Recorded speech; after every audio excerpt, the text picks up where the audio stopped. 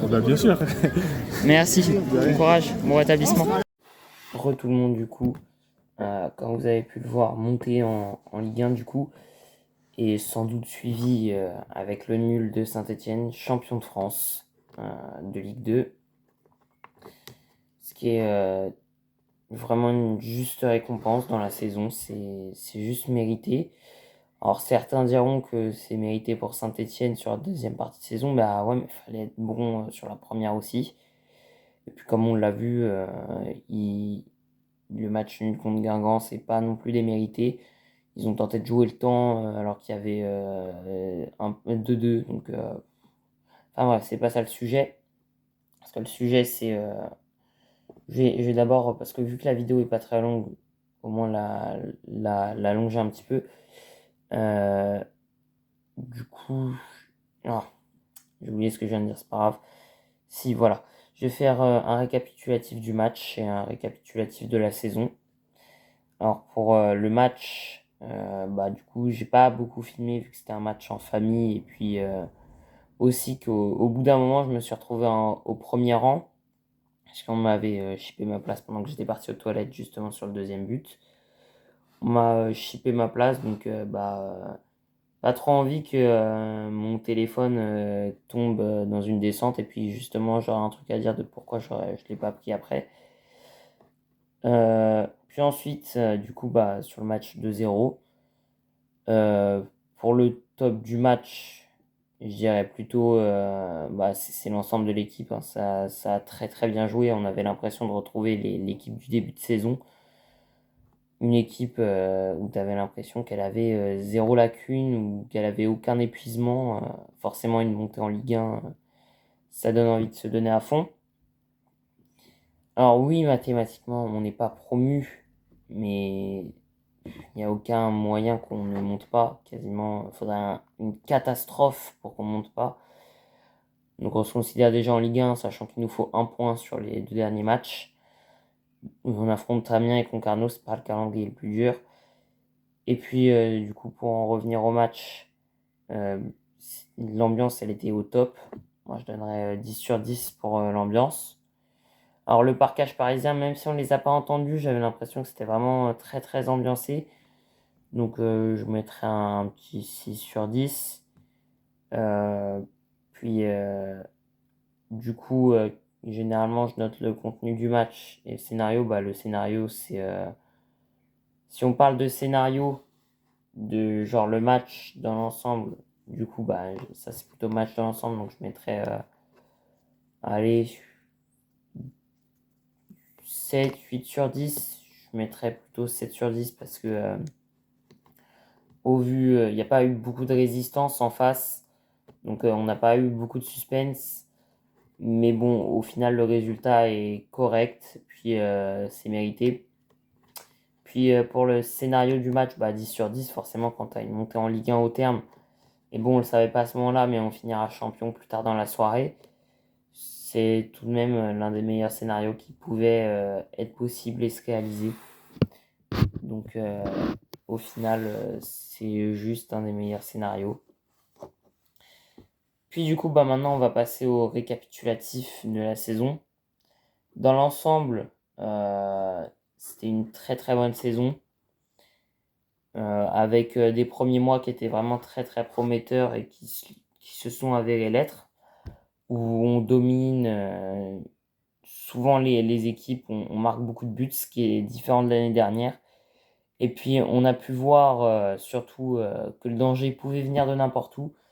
Parce que on n'a pas eu beaucoup de buteurs qui marquaient beaucoup. La preuve, notre meilleur buteur, il est même pas dans le top 5 des meilleurs buteurs. Ou alors s'il doit être ex aequo, je crois que c'est Onaïou, le meilleur buteur sur cette saison avec 12 réalisations. Le danger, il vient de n'importe où, mais généralement, il vient bah, de l'attaque, ce qui me semble logique. Mais ça vient souvent du buteur et des milieux qui sont offensifs. Puis surtout qui viennent de n'importe où. Bah, sur les corners, c'est souvent Djoubal qui marque, c'est pas les autres. Généralement aussi Raveloson qui marque alors que c'est un milieu défensif de base qui peut jouer aussi défenseur. On a aussi Mensah qui fait des très très belles montées, donc le danger il vient de n'importe où. Ce qu'il faudra conserver en Ligue 1 du coup. Ce qu'il faudra aussi améliorer, c'est alors je sais pas si vraiment je peux me permettre de juger, mais honnêtement Donovan Léon en Ligue 1 avec les quelques erreurs qu'il a faites sur certains matchs où il n'est pas au top, faudrait peut-être songer à prendre un gardien titulaire. Puis par rapport à certains postes, prendre des doublures, notamment pour les matchs de Coupe de France, pour permettre de faire jouer un ensemble et créer un très gros groupe, un très bon groupe, surtout. J'avais vu des rumeurs d'Andy Delort, mais au final, je pense pas que ce soit très pratique, sachant qu'on a déjà Aïe qui plante souvent, qui était pas ouf en début de saison, qui avait du mal, fallait qu'il s'intègre, mais en fin de saison, c'est devenu un indispensable. Mais Andy Delort, pourquoi j'ai pas trop, ça m'intéresse pas trop, c'est le salaire. Il avait plus de 100 000 euros par mois à Nantes, je crois. Alors, je me connais pas trop dans les salaires, mais j'ai vu ça, donc je sais pas si c'est vrai. Mais voilà, c'est ce qui me semble, ce que j'avais lu. Puis j'ai vu des rumeurs Onaïou à Leverkusen, mais honnêtement, je pense pas que ça se fera parce que il y a qu'un seul compte qui a dit que ça allait se faire. Puis Leverkusen, qui est le champion d'Allemagne, Sinayoko là-bas, même s'il est très bon à Auxerre, je vois pas ce qu'il irait faire là-bas. Mais bon, revenons-en au débrief de la saison. Donc une très très bonne première partie de saison. On a vu que le danger venait de n'importe où. Mais en début de saison, on voyait surtout de Hein et Perrin qui enchaînaient bien les matchs. En seconde partie de saison, ça s'est calmé. On a pu, je crois qu'on n'a pas du tout la meilleure attaque sur la deuxième partie de saison, mais on a eu des matchs avec des gros scores. Mais voilà, c'est pas non plus l'ensemble. Mais voilà, on a eu des matchs avec des gros scores, alors qu'en première partie de saison, on gagnait généralement les matchs avec 3 buts ou 4 buts. Rien qu'à voir les matchs Valenciennes, Saint-Étienne, Bordeaux, voilà, contre des équipes, voire même contre des équipes qui étaient très très en forme, on arrivait à en marquer beaucoup. Ce qu'il faudra faire attention en Ligue 1, et c'est vraiment le seul point noir de la saison, entre guillemets, c'est de se prendre des buts dans les dernières minutes, de rester à ne rien faire, à essayer de garder le ballon et au final se faire surprendre. Je pense notamment, et je crois que c'est les seuls matchs, mais c'est déjà 2 de trop, le match contre Dunkerque à l'aller où on perd 1-0 alors que c'est pas du tout le Dunkerque qui était en forme sur la seconde partie de saison. Et le 1 partout contre Bastia qui jouait le maintien, même si Bastia c'est une très belle équipe. Puis aussi le match contre QRM où on s'en prend 2 dans le temps additionnel. Alors, ce que j'avais bien aimé, c'est qu'on avait réagi, mais honnêtement, le match était pas ouf en contenu de notre part, malgré les 3 buts. Enfin bref, dans l'ensemble, une très très bonne saison.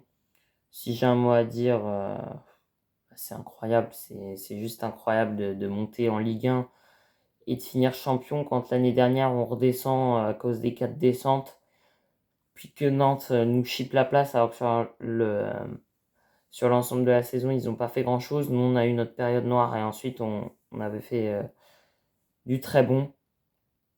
Enfin bref, je vais pas étaler non plus parce que je vois que je suis déjà à 8 minutes 50 de débrief et que je m'en mêle partout, mais bon c'est l'euphorie.